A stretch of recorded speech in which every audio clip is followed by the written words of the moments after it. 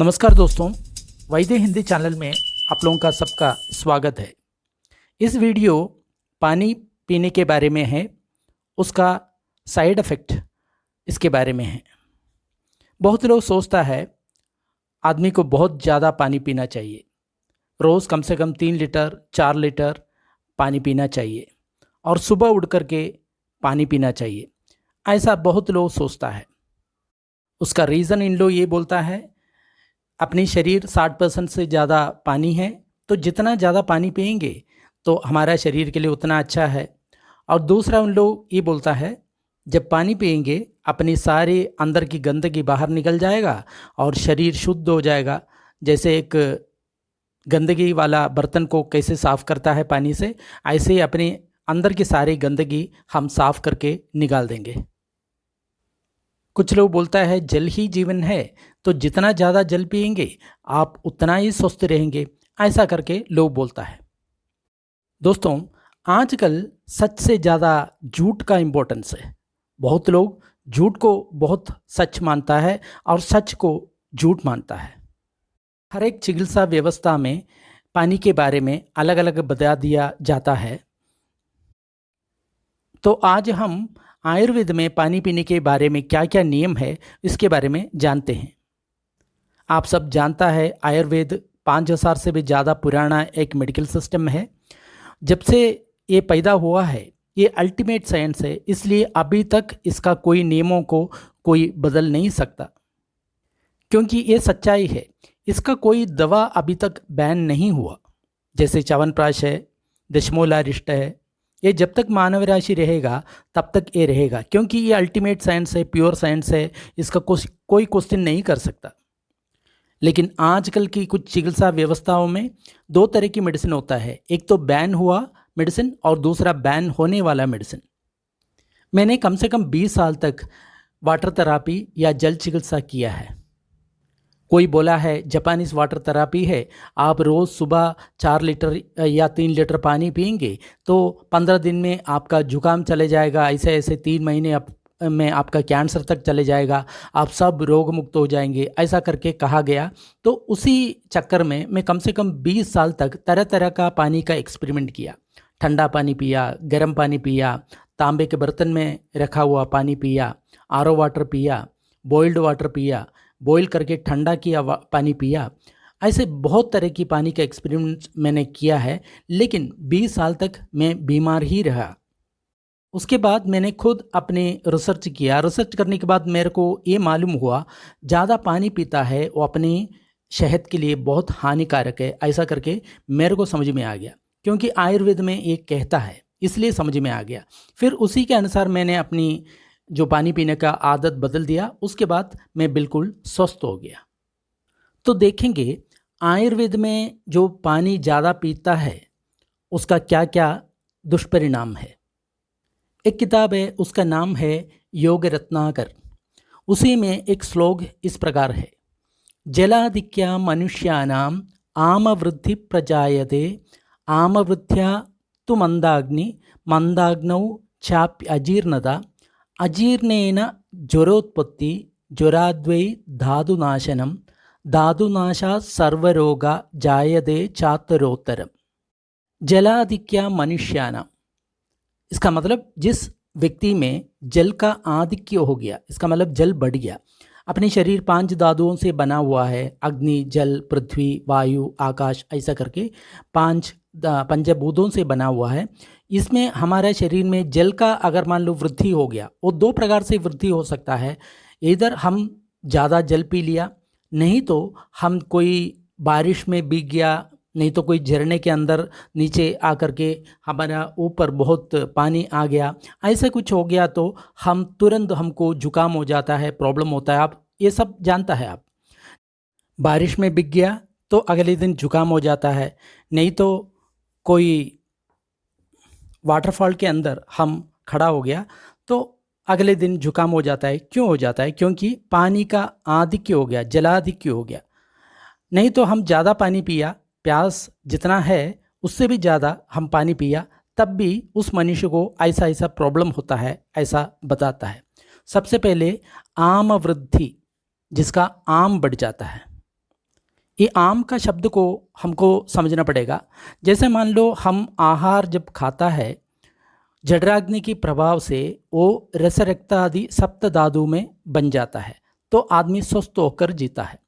लेकिन अपना जठराग्नि, इसका मतलब अपने अंदर की जो पाचन शक्ति वो कमज़ोर हो जाता है, वो रस नहीं बनता, फिर बन जाता है आम विष करके। उस विष का नाम है आमम, ऐसे आयुर्वेदम कहता है। ये आम विष जहाँ जहाँ पहुँच जाता है वहाँ वहाँ रोग हो जाता है।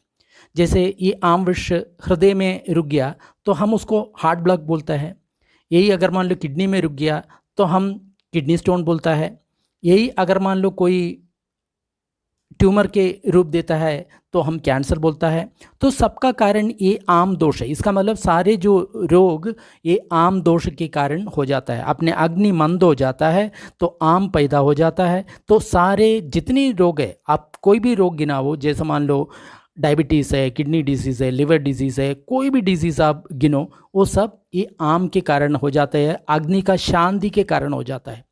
आयुर्वेद में ये कहता है अपनी जो जठराग्नि जितना तीव्र रहता है, अच्छा रहता है, उस आदमी स्वस्थ रहता है। जितना जितना जठराग्नि कमज़ोर हो जाता है उतना ही उस आदमी का प्रॉब्लम हो जाता है। अब जब जठराग्नि बिल्कुल शांत हो जाता है वो आदमी मरता है। इसका मतलब अपने जीवन और मृत्यु और जठराग्नि का बहुत बड़ा संबंध है। तो जब आदमी ज़्यादा पानी पीता है उसका जठराग्नि कमज़ोर होता है। तो जठराग्नि कमज़ोर होने के कारण जो रस रक्त आदि सप्तधातु बनना है उसके बदले में वो आम विष पैदा हो जाता है। तो आम वृद्धि प्रजादे, वो आम बढ़ता है। आम वृद्ध्या तुम मंदाग्नि, इस आम वृद्धि के कारण अपना अग्नि मंद होता है। आयुर्वेद जठराग्नि को बहुत बड़ा महत्व दिया है। वो जठराग्नि ठीक से काम करेगा तब भी अपना आहार पचेगा। जठराग्नि जितना मंद हो जाता है उतना हम रोगी हो जाता है। मंदाग्नौ चाप अजीर्णता, ये अग्नि मंद जब हो जाता है तब अजीर्ण हो जाता है। अजीर्ण का मतलब अपनी जो खाना नहीं पचता। अजीर्णेन ज्वरोत्पत्ति, ये अजीर्ण से हमको ज्वर या फीवर का उत्पत्ति हो जाता है। एक बात समझना चाहिए, आयुर्वेद इस अजीर्ण को बहुत बड़ा रोग का कारण बताया गया है। जैसे आयुर्वेद कहता है अजीर्णम सर्वरोगे का कारणम, हमको जब अजीर्ण होता है तो ये अजीर्ण सारा रोग का कारण बन जाता है। चाहे डायबिटीज़ हो, प्रेशर हो, हार्ट का डिजीज़ हो, जो भी है, इसलिए बोलता है सर्वरोगे का कारणम, सब रोग इस अजीर्ण से हो जाता है। अजीर्णेन ज्वरोत्पत्ति, ये अजीर्ण के कारण ज्वर का उत्पत्ति होता है। ज्वर का माने फीवर। एक बात आयुर्वेद में ये कहा गया है कोई भी प्राणी मरेगा वो ज्वर से ही मरता है। हर प्राणी मरता है, ज्वर से मरता है। इसका मतलब वो मरने के टाइम में ज्वर इतना सूक्ष्म ज्वर भी हो सकता है, हमको पता ही नहीं लेगा, लेकिन ज्वर तो होगा।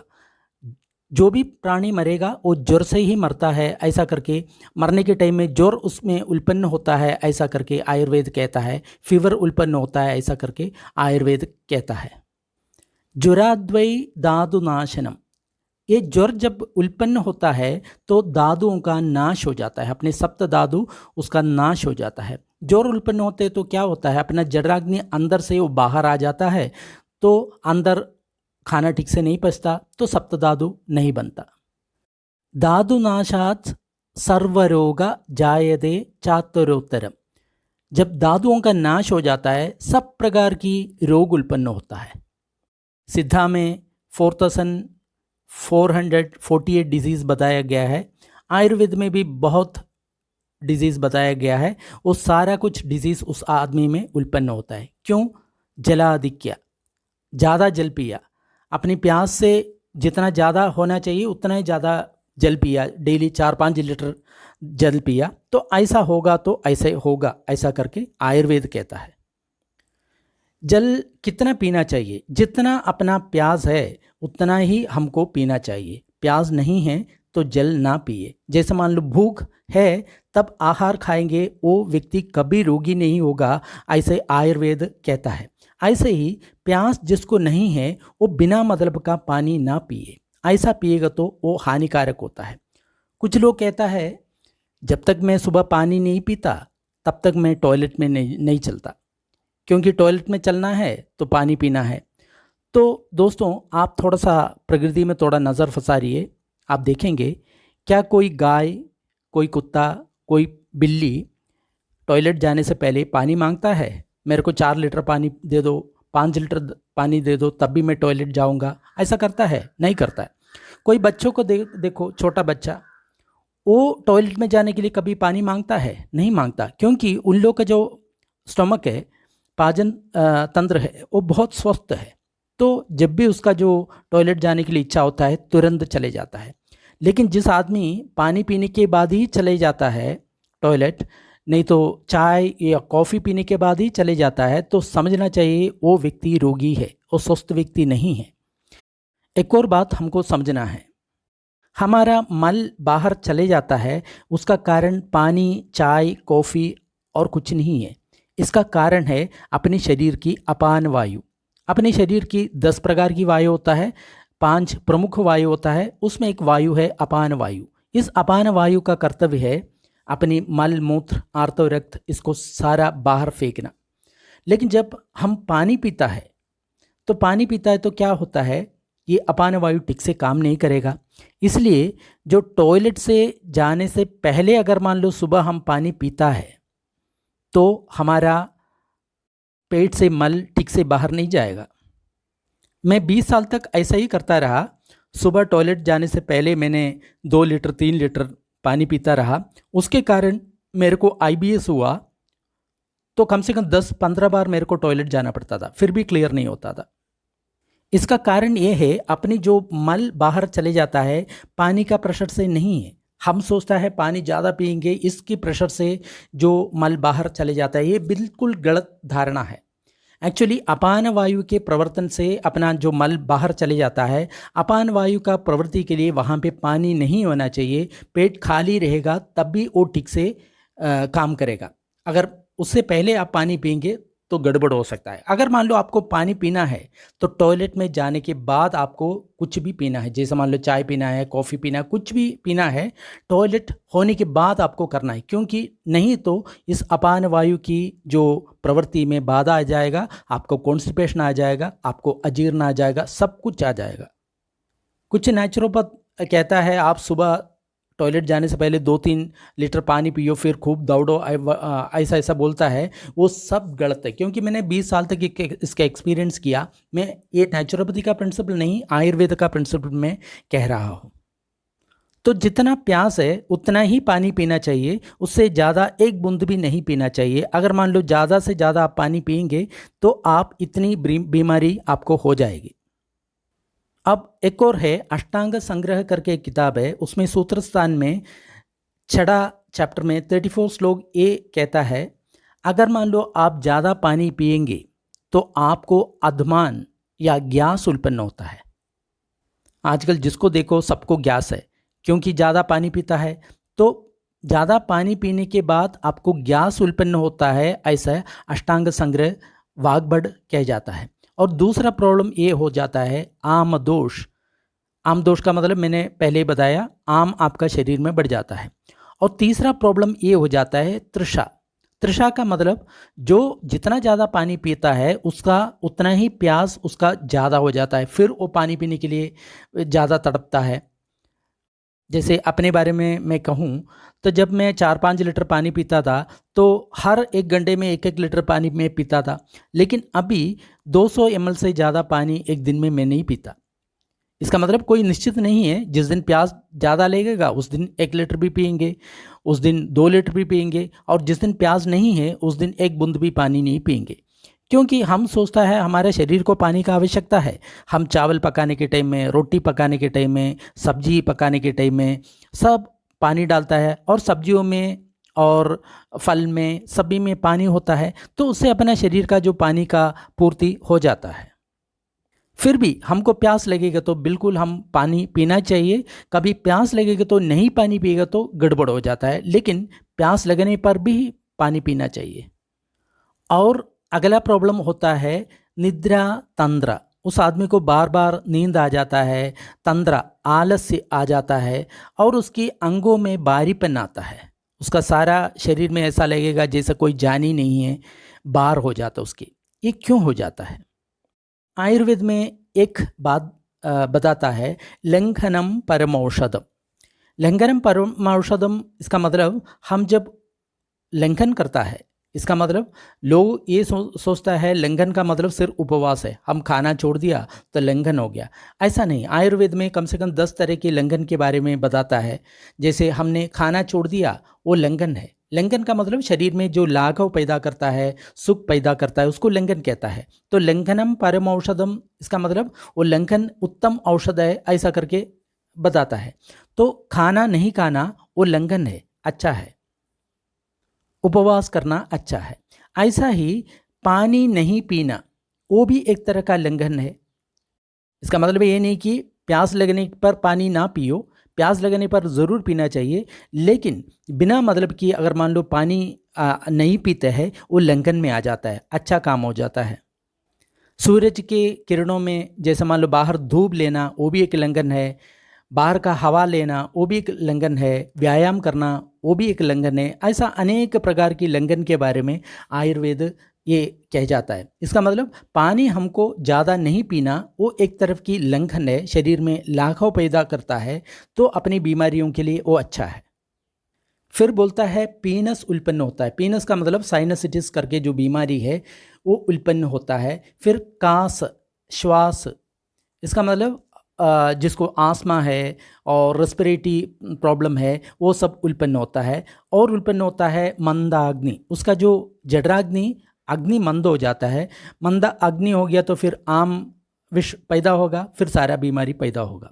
फिर हो जाता है लाला स्राव, उसकी मुंह में ज़्यादा थूक आ जाता है, तो वो भी एक प्रॉब्लम है। तो ज़्यादा पानी नहीं पीना चाहिए, ऐसा करके अष्टांग संग्रह सूत्रस्थान में बताता है। एक और गलत विचार और काम यहाँ पे चलता है। आज जो भी खाना खाता है, एक गिलास पानी समीप में रह जाता है। वो क्यों रखा जाता था? पुराने ज़माने में एक गिलास पानी हमेशा अपने साथ रह जाता था, इसलिए कि जब हम पानी पीने खाना खाने के टाइम में अगर मान लो कोई प्रॉब्लम हो गया तो तुरंत हम पानी पीते, वो प्रॉब्लम दूर हो जाता है, इसलिए वो पानी रखता था। लेकिन आजकल क्या हो गया, जैसे मान लो खाना खाने के बीच में भी पानी पिएंगे और खाना खाने के बाद में भी पानी पिएंगे। तो अष्टांग संग्रह में एक बात बताता है, भोजनांदे विषम वारी। जैसे मान लो हम भोजन करने के बाद तुरंत हम पानी पिएंगे तो वो पानी विष की तरफ काम करता है। क्यों?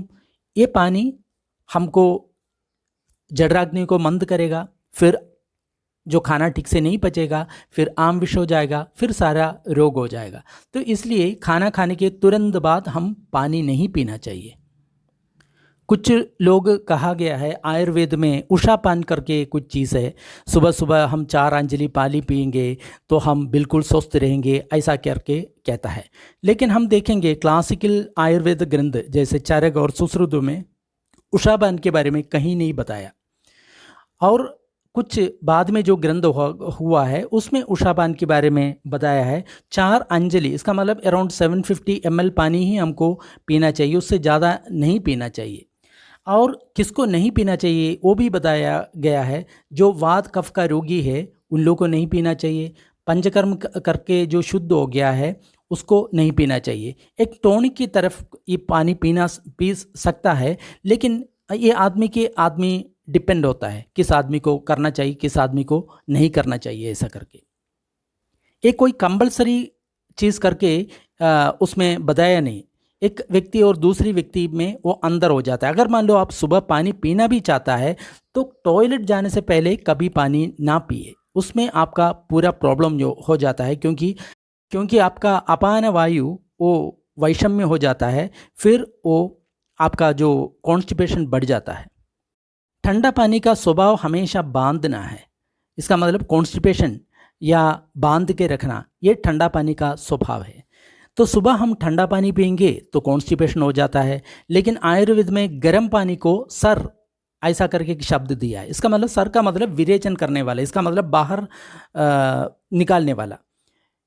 जो उष्ण जल पीता है उसका जो पेट क्लियर हो जाता है, लेकिन वो व्यक्ति भी टॉयलेट जाने के बाद ही जो कुछ पीना है वो पीना चाहिए, उसके पहले कुछ भी नहीं खाना पीना चाहिए। ये बात ध्यान में रखना है। अब हम सुश्रुत संहिता में चले जाएंगे। वहाँ पे एक सूत्र स्थान में जलद्रव्य विधि अध्याय करके एक अध्याय है। वहाँ पे तरह तरह की जल के बारे में, उसका गुण के बारे में बताया गया है। सबसे शुद्ध जल बारिश का जल कहा गया है। बारिश जब आने के बाद जो जल मिलता है वो बहुत शुद्ध जल होता है, लेकिन जैसे ही वो मिट्टी का संपर्क में आ जाता है वो षड रस में बदल जाता है। अम्ल और लवण, ऐसा डिफरेंट रस उसमें हो जाता है। क्योंकि आप जानता है जो पानी है वो सर्वलायक ऐसा कहता है। इसका मतलब जो कुछ पात्र में उसको रखा जाता है उस पात्र का क्वालिटी उसमें आ जाता है। इसका मतलब उसको डिजोल्व करता है। ये एक गुण जल का गुण है। तो इसलिए आयुर्वेद में कहा गया है जल को हमेशा सोना या चांदी या मिट्टी के बर्तन में रखना चाहिए, क्योंकि वो सार्वलायक है। इसका मतलब उसको डिजोल्व करता है, तो स्वर्ण या चांदी या मिट्टी का गुण अपने अंदर आ जाता है। लेकिन हम अगर मान लो प्लास्टिक में रख देता है तो आप सोच सकता है उस जल का क्या हो जाता है। और एक और बात कहा गया है, जो जल में दिन में सूरज का प्रकाश आ जाता है और रात में चांदनी का प्रकाश पड़ जाता है, वो जल अंतरिक्ष जल जैसा शुद्ध है। तो जितना जो कुआं का जो पानी है वो बहुत बढ़िया है, क्योंकि उसमें दिन में सूरज का प्रकाश आ जाता है और रात में चंद्र का प्रकाश आ जाता है, तो अच्छा है। लेकिन हम बोरवेल का पानी लेता है, उसमें ना सूरज का किरण पड़ जाता है और ना रात को चंद्रमा का किरण पड़ जाता है, तो वो जल इतना अच्छा नहीं है। उसको शुद्ध करने के लिए आयुर्वेद अलग अलग तरीका बताता है। एक तो है उसको सूरज के प्रकाश में रख सकता है, ऐसा करके उसको शुद्ध कर सकता है। नहीं तो उसको उबला जा सकता है, ऐसा भी शुद्ध किया जा सकता है। नहीं तो जो नॉर्मल जो पानी है, जो कुएं का पानी है, वो बहुत बढ़िया है, हमको पीने के लिए बहुत बढ़िया है। आजकल बहुत लोग आरओ के वाटर या शुद्ध पानी के चक्कर में पड़ जाता है। लेकिन क्या आरओ वाटर हमारे लिए सही है? आरओ वाटर पहले इंडस्ट्रियल काम में यूज़ किया जाता है, इसलिए कि जिसमें जो कोरोशन बंद करना है तो उसी के लिए आरओ वाटर इस्तेमाल किया जाता है, क्योंकि उसमें कोई मिनरल्स नहीं होता, तो जो पाइप में कोरोशन नहीं हो जाता। तो इसलिए इस पानी इंडस्ट्रियल यूज़ में यूज़ करता था। लेकिन धीरे धीरे आदमी ये सोचने लगे ये मनुष्य के लिए भी अच्छा है, तो लोगों को देने लगा, लोगों को आरओ वाटर पीने के लिए प्रेरित किया। लेकिन उसके बाद उन लोग देखा आरओ वाटर में सब मिनरल्स उन लोग निकाल दिया जाता है, सिर्फ शुद्ध पानी बाहर आ जाता है। फिर WHO ने उसके एक्सपेरिमेंट करके उन लोग बताया ये बहुत हानिकारक है। इसका मतलब आरओ वाटर अगर मान लो आप कोई भी पिएंगे तो बहुत तरह की बीमारी आ जाता है, क्योंकि मिनरल्स बिल्कुल नहीं है उसमें, तो बिना मिनरल्स का पानी है। तो फिर उन लोग बताया आरओ वाटर में एडेड मिनरल्स आपको ऐड करना है, तब उसको बेचना है। तो इसलिए आप बोतल में देखेंगे एडेड मिनरल्स करके आप देखेंगे। तो दोस्तों एक सवाल यहाँ पे ये उठ जाता है, क्या प्रकृति में जो हमको जो मिलने वाला जो मिनरल्स है वो सहजा पानी में हो जाता है, वो अच्छा है? नहीं तो कोई लैब में हमने सृष्टि किया जो मिनरल्स है? तो ज़रूर हम ये समझता है प्रकृति में जो नेचुरल जो मिनरल्स पानी में हो जाता है वो बहुत बढ़िया है। कुछ लोग बोलता है आरओ वाटर पीना अपना हेल्थ के लिए बहुत बढ़िया है, तो आरओ वाटर पियो, नॉर्मल वाटर पानी से पीने से आपको रोग हो जाता है। लेकिन दोस्तों जो आरओ वाटर पीता है, हम प्रैक्टिकली हम देखते हैं, कोई भी देख सकता है उसका इम्यूनिटी पावर कम हो जाता है। उसके लिए कोई लैब का एक्सपेरिमेंट नहीं चाहिए।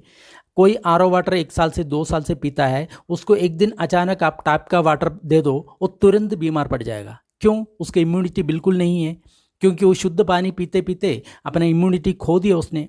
आजकल वैक्सीन का जो काम चलता है, क्यों?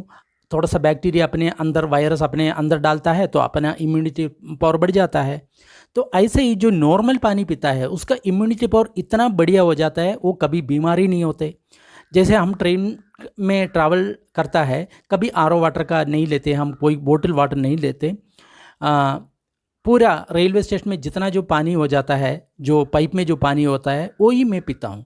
तो कहीं भी कितना जगह में चले जाए, कभी बुखार या कुछ नहीं होता है, क्योंकि इम्यूनिटी पावर बहुत बढ़िया है।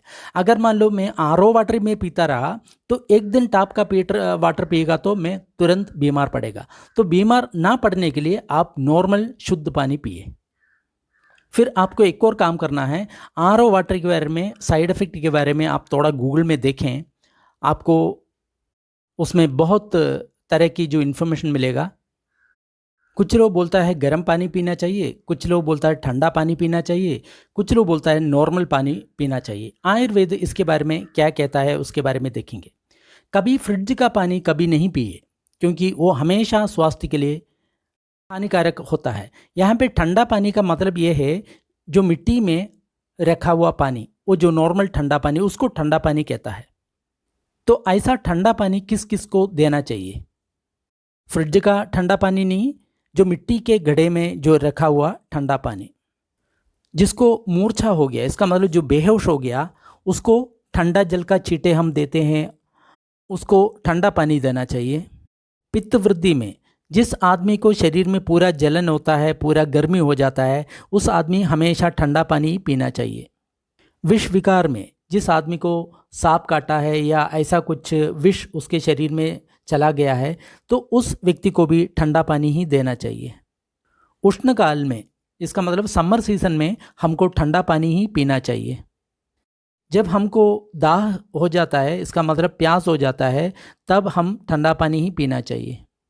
रक्त विकार में, इसका मतलब अपने खून में कोई विकार है तभी ठंडा पानी पीना चाहिए। मद्य विकार में, जो ज़्यादा दारू पीता है उसके कारण जो कॉम्प्लिकेशन हो गया, उसको भी ठंडा पानी ही देना चाहिए। भ्रम में, इसका मतलब चक्कर आना, ऐसा कोई प्रॉब्लम होता है तब भी ठंडा पानी देना चाहिए।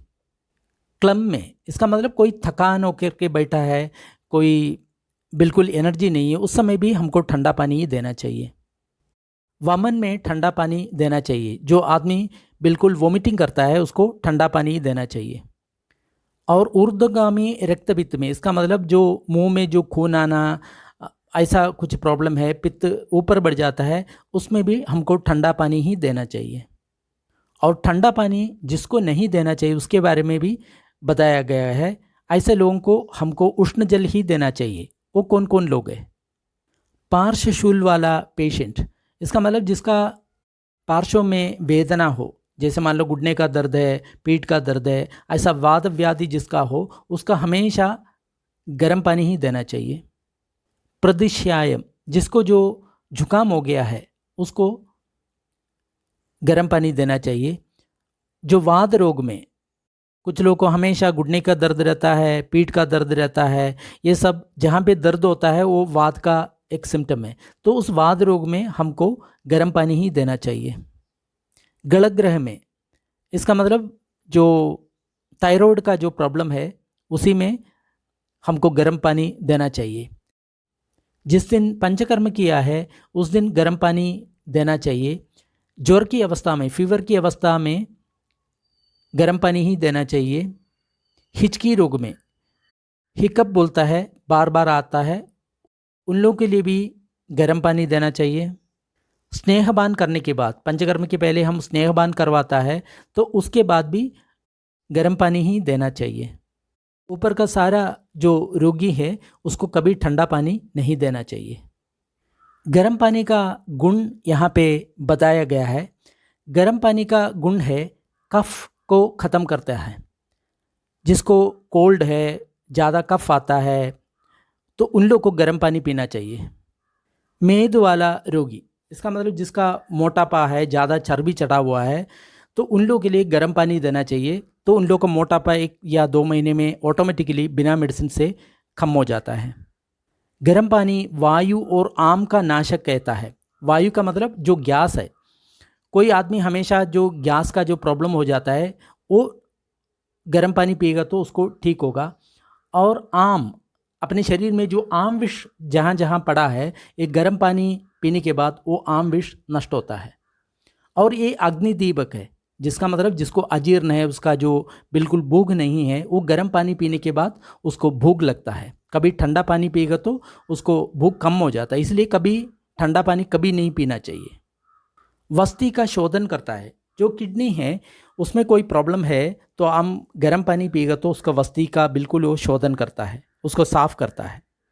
श्वास, कास और ज्वर को दूर करने वाला है। गर्म पानी पिएगा तो जिसको आस्मा है, जिसको ज़्यादा वायु आ जाता है वो ठीक हो जाता है, और कास रोगी वो भी ठीक होता है। और ज्वर रोगी के लिए हमेशा गर्म पानी ही देना चाहिए। जिसको ज्वर हो गया, अगर मान लो आप थोड़ा सा गर्म पानी पी के आप 2 कंबल ओढ़ करके सो जाएंगे तो 2 मिनट में पसीना आकर के आपका ज्वर खत्म हो जाता। तो उसके लिए कभी ठंडा पानी उन लोगों को नहीं देना चाहिए। सदा पथ्य होता है, इसका मतलब कोई भी पेशेंट है वो गर्म पानी पिएगा तो उसको कोई भी प्रॉब्लम नहीं होगा, वो पथ्य हो जाता है, ऐसा करके आयुर्वेद कहता है। रात का जो बारिश का पानी है वो सुबह कभी यूज़ नहीं करना है, ऐसा कहा जाता है, क्योंकि अम्ल हो जाता है, रोगों का वर्धक हो जाता है, ऐसा आयुर्वेद कहता है।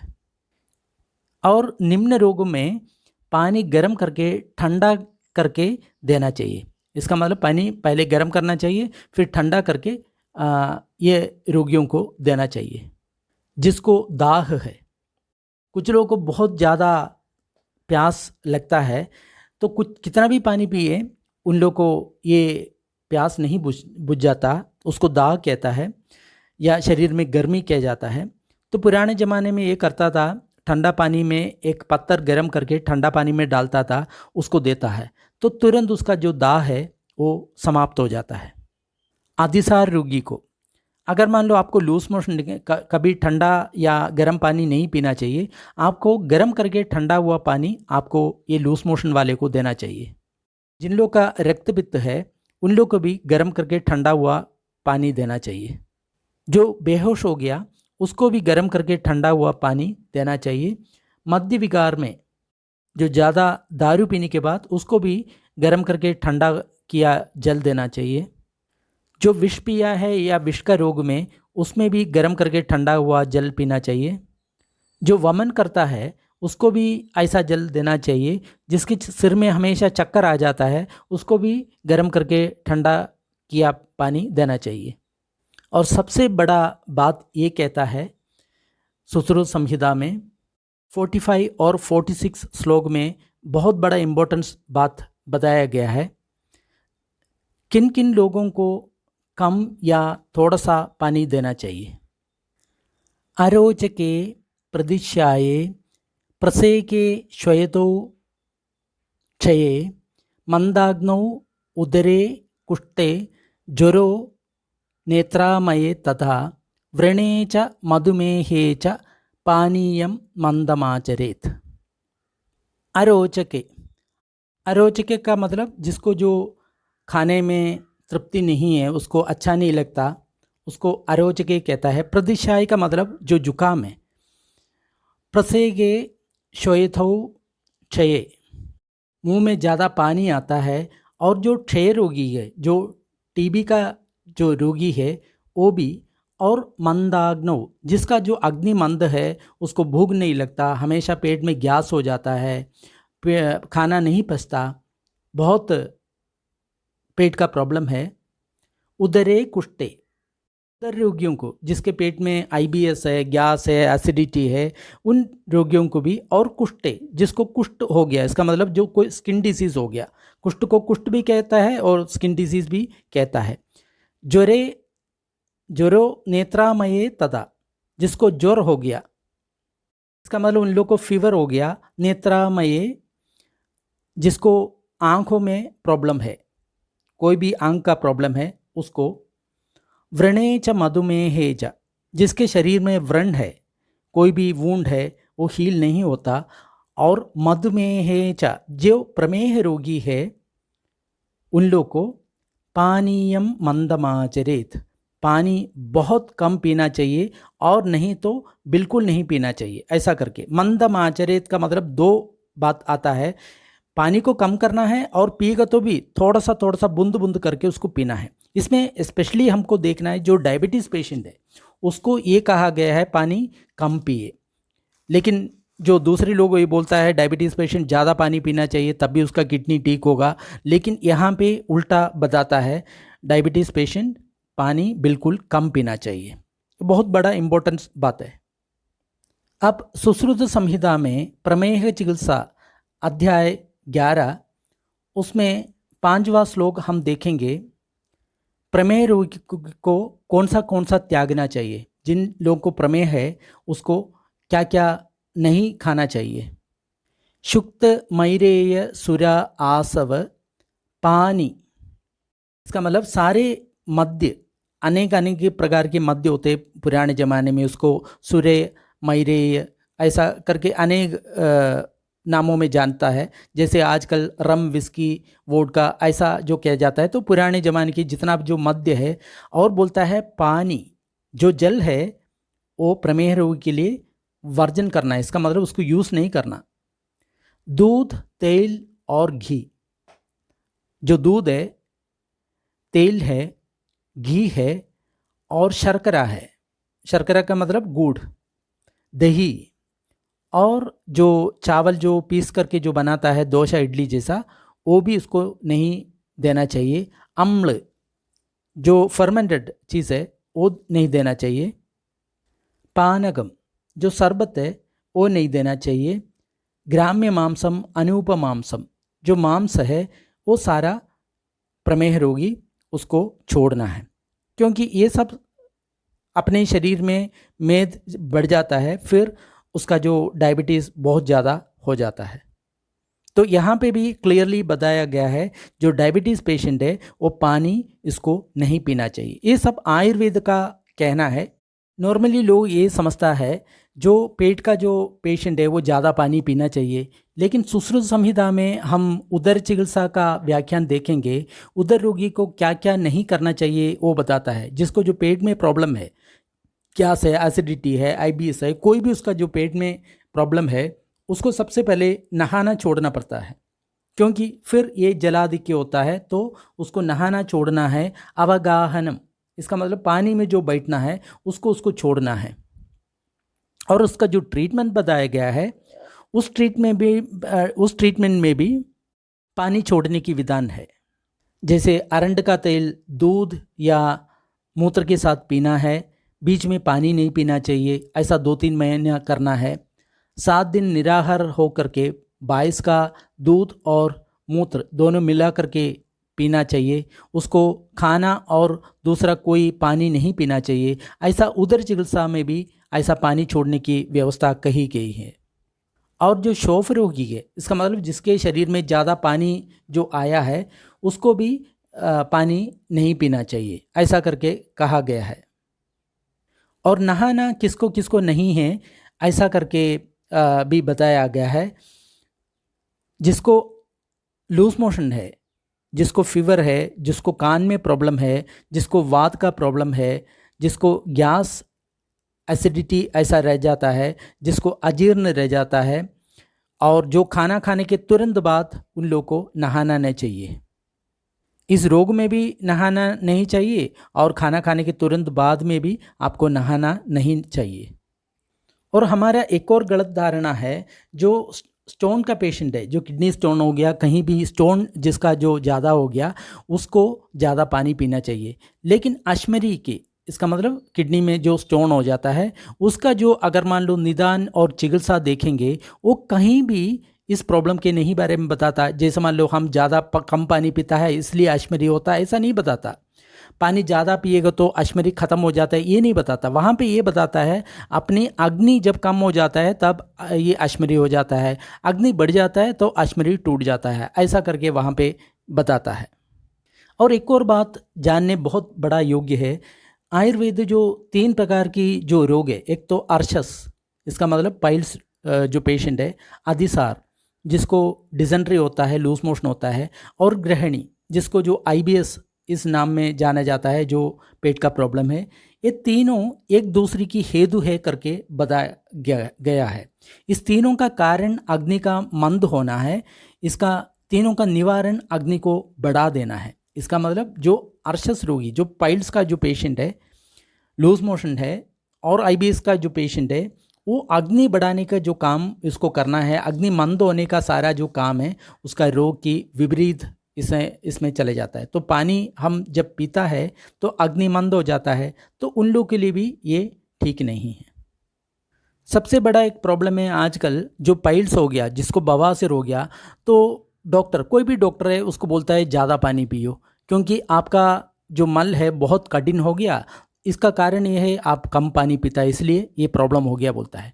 लेकिन हम देखेंगे ये जो आर्श का जो निदान उसमें हम देखेंगे, ये अपना जो अपान वायु है और दूसरा जो वायु है वो कुपित होके अपना मल को सुखाता है बोलता है।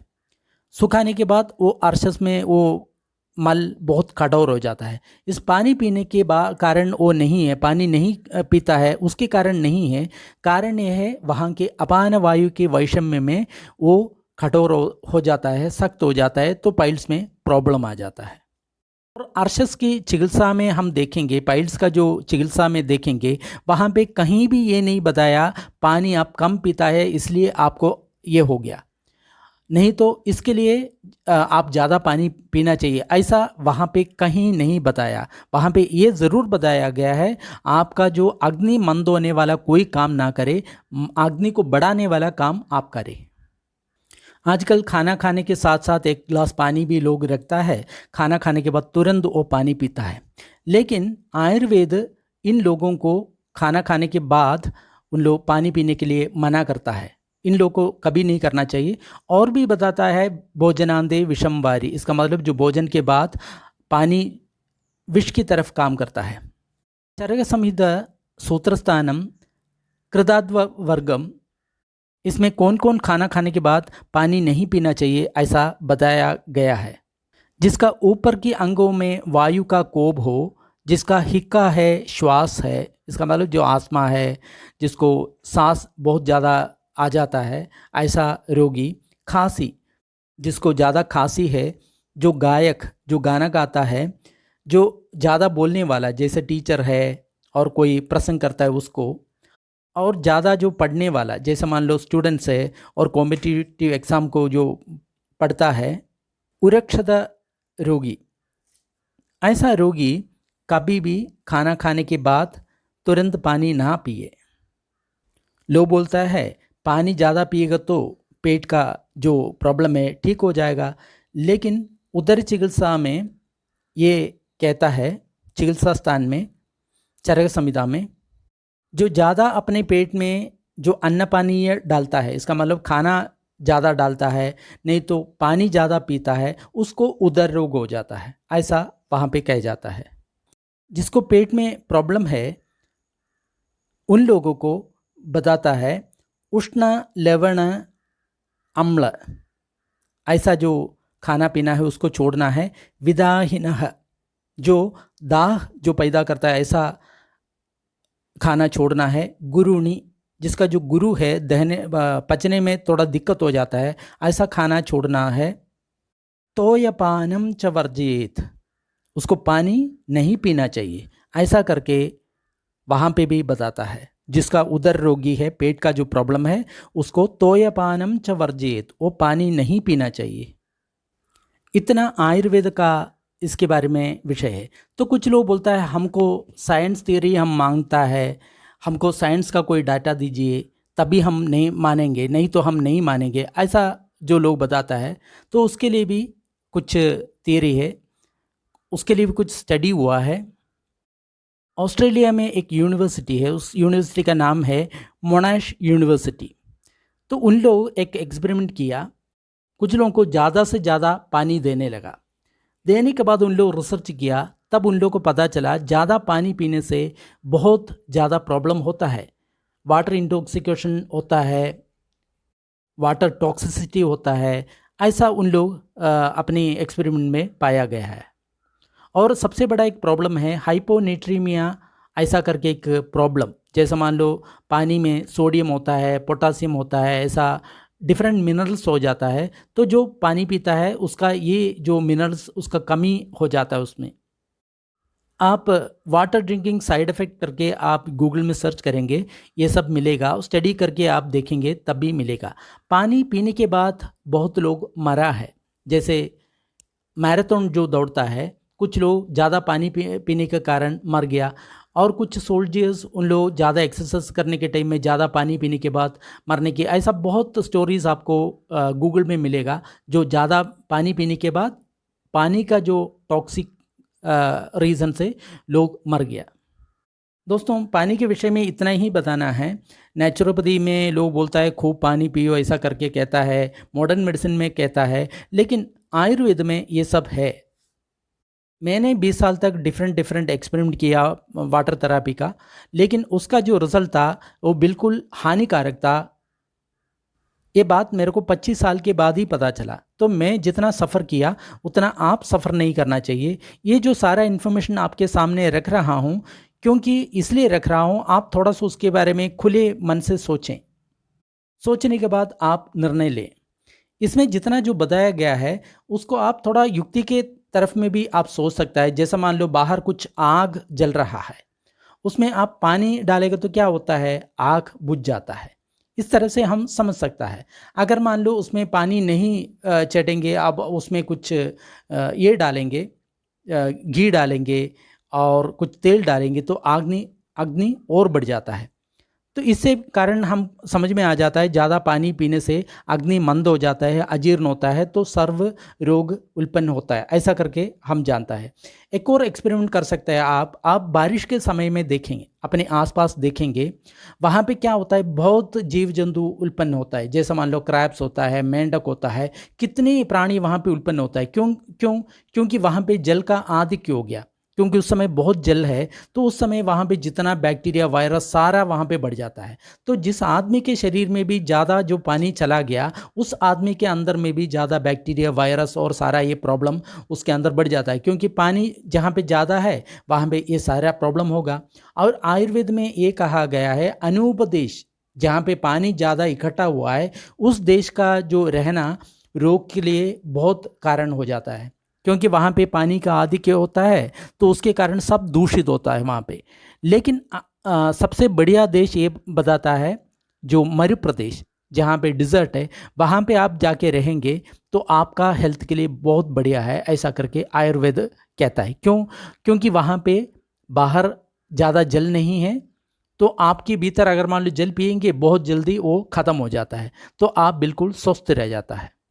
एक और आप एक्सपेरिमेंट कर सकता है, आप थोड़ा सा आटा लीजिए, आटा में अगर मान लो बिल्कुल नमी नहीं है, नहीं तो कोई भी आप चावल दाल कुछ भी ले लें, उसमें अगर नमी नहीं है तो 6 महीने 7 महीने या 3 महीने तक आराम से रह जाता है। लेकिन इस आटे में थोड़ा पानी मिलाएं और रखें तो वो 2 दिन में ही ख़राब हो जाता है। पिकल बनाता है, हम उसमें एक बूंद भी पानी भी नहीं पड़ना चाहिए, ऐसा बताता है। एक बूंद पानी उसमें पड़ जाएगा तो सारा बैक्टीरिया फंगस वहाँ पे बढ़ेगा, वो पिकल ख़राब हो जाएगा। तो ड्राई बनाने के लिए बोलता है। लोग ये बोलता है पानी पिएगा नहीं पिएगा तो मरेगा, ऐसा प्रॉब्लम है वैसा प्रॉब्लम है, ये बताता है। हम देखेंगे कितना प्राणी अपने जो बीचों बीच रह जाता है। जैसे मान लो एक मुर्गी है, अगर मान लो अंडा के ऊपर वो बैठता है, वो कम से 1 महीने तक पानी भी नहीं पीता और खाना भी नहीं खाता, तो वैसे ही पड़ा रहता है। ऐसे ही आप देखेंगे कुत्ता है, वो जब प्यास लगेगा तब भी वो पानी पिएगा, उसके अलावा एक बूंद भी पानी भी आप उसको देने के लिए कोशिश करेगा, वो नहीं पिएगा। जितनी जो जानवर है जब प्यास लगता है तब भी वो पानी पीता है। बिल्ली को देखें, कुत्ता को देखें, सांप को देखें, पक्षी को देखें, वो जब जब प्यास लगता है तब भी पानी पीता है, नहीं तो पानी नहीं पीता। ये आदमी ही ऐसा एक जीव है, उसके अंदर वो ब्रेन में सारा जो लोग वायरस दे दे के गलत इन्फॉर्मेशन देते दे दे के वो 5 लीटर 6 लीटर 8 लीटर पानी पीता है, और पानी पीने के बाद हमेशा रोगी रह जाता है। अगर मान लो आप ऐसे रोगी है तो आप थोड़ा अपने ऊपर एक्सपेरिमेंट कर ले। जैसे मान लो कुछ लोगों को एक प्रॉब्लम है, जब तक पानी नहीं पीता वो टॉयलेट नहीं चले जाता, तो उन लोगों को क्या करना चाहिए, पानी बिल्कुल बंद करना चाहिए, और सुबह उठ करके खाली पेट में थोड़ा सा पैदल चलने के बाद, नहीं तो शाम को कोई अंगूर या सेब खाए, फिर सुबह थोड़ा पैदल करने के बाद टॉयलेट में जाके बैठे। तो कुछ देर बैठेगा तो शायद नहीं जाएगा, नहीं तो थोड़ा सा जाएगा, कोई प्रॉब्लम नहीं। फिर उसके बाद आपको आने के बाद आपको चाय पानी जो भी पीना है पीजिए, फिर आप जाइए, कोई प्रॉब्लम नहीं। ऐसा दूसरा दिन भी करेंगे, तीसरा दिन भी करेंगे, ऐसा 1 हफ्ता आप कोशिश करेंगे तो आपका जो आदत है नया आदत बन जाएगा। क्योंकि पुराना जो आदत है पानी पीने के बाद ही हम बाहर जाएंगे, ऐसा करके अपना शरीर को एक हम साइकोलॉजिकली एक ये दिया है, उसका एक टीचिंग दिया है। लेकिन आप पानी ना पीने करके आप टॉयलेट में जाने का आपको कम से कम 1 हफ्ता या 2 हफ्ता आपको प्रैक्टिस करना पड़ेगा। फिर आपका पेट इतना खुल जाएगा, कभी आपका पेट ऐसा साफ नहीं हुआ ऐसा आपको मालूम होगा।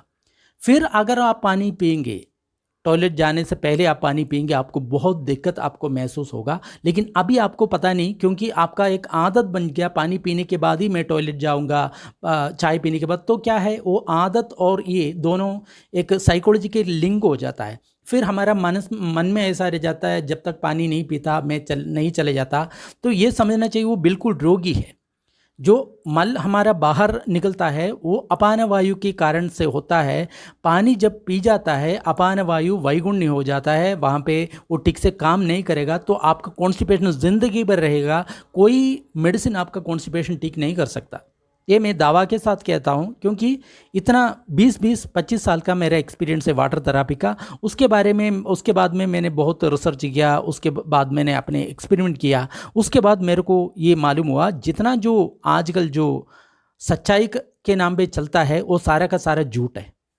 तो हमको क्या है, हमको एक एथिस्ट की तरफ एक युक्तिवादी के तरह हमको सोचना चाहिए, तब भी हमको सही इन्फॉर्मेशन मिलेगा।